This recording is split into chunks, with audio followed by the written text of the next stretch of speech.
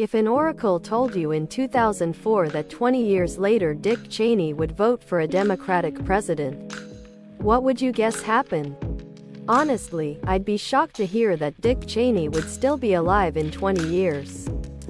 Ronald Reagan is president, and who's his VP? Jerry Lewis? Quotes. I've got to say that I've lost a lot of respect for heart disease. Seeing how Dick Cheney is apparently still alive, I'd guess the world took a hard left turn into the Twilight Zone. Cheney got abducted by aliens or had a wild change of heart. He accidentally shot the Republican running for presidency. I'm old enough to remember watching Cheney when he was Secretary of Defense under Bush 41. And when he debated Joe Lieberman as a VP candidate. It is also worth noting that he made his bones in the Ford administration after Nixon resigned. Say what you will about him, but Dick Cheney is a very intelligent, ruthless political operative, arguably our most powerful VP ever. Maybe he's being overprotective of his daughter, whom Trump has attacked, but it's probably because he, rightly, thinks Trump is a fucking idiot who is destroying the GOP power structure he spent decades building. Imagine spending your life creating an evil empire, and then watching some petulant moron destroy it all before your eyes. He ended up in jail for outing Valerie Plame and was hoping for a pardon from Biden. What immediately tells you that a person wasn't raised right? People who see kindness as a sign that they should take advantage of someone. People like that most likely had shitty parents. A complete lack of respect for stuff that doesn't belong to them. An example, middle school. They finally built an addition onto the building so they could get rid of the temporary trailer. Classrooms out back. Brand new everything. From the concrete all the way up to the roof. First day of class 1 was in the bathroom using it for its intended purpose. And I watched another student walk into the stall, and turn in a circle while peeing the whole time. All over everything. When he was done he zipped up, walked out, said something like, HMH, and that was that. Entitlement. Everything on the planet belongs to them and everyone on it is their servant.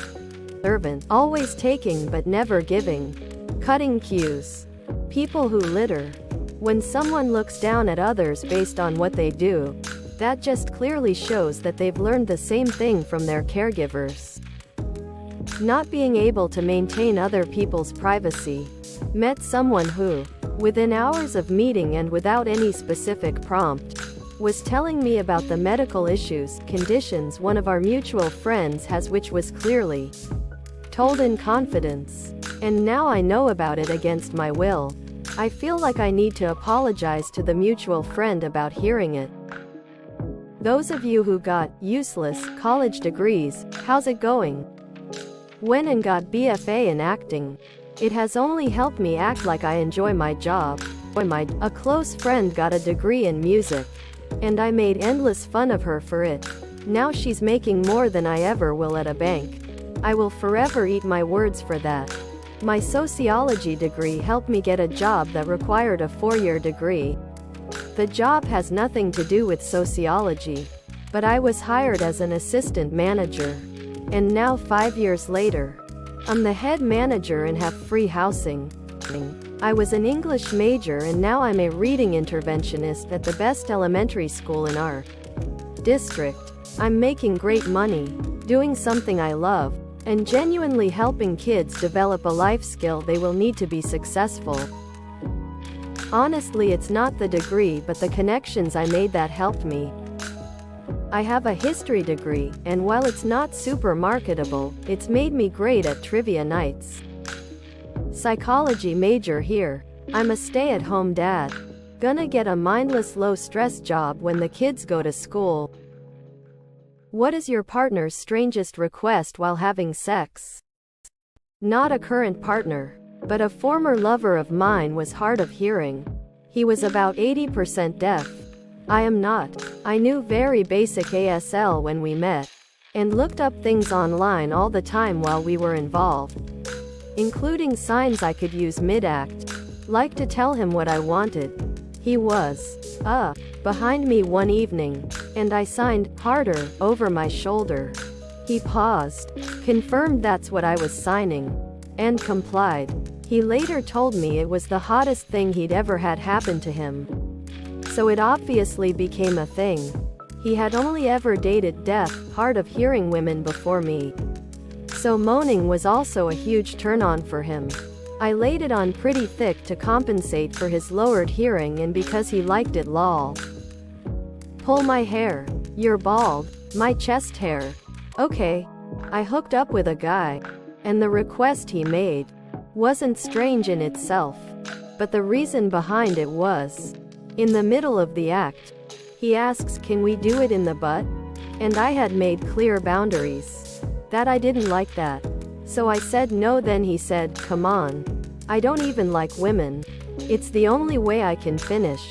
And then there was awkward silence. And I went home. I had a girl I'd been on 2 dates with cold text me a week later. You should let me pee on your dick. I did. It was not for me. Not a request, but my wife and I were super stressed about money and creating a budget.